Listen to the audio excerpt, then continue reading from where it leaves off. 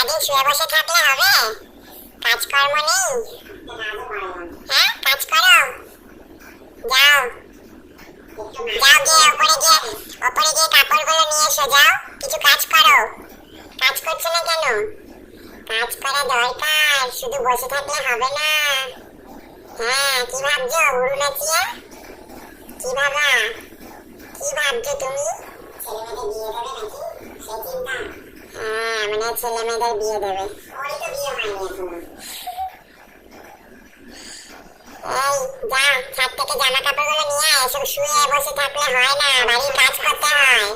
যাও যাও, মোটো হয়ে যাচ্ছ শুয়ে বসে। যাও যাও, কাপড় জামা নিয়ে এসো।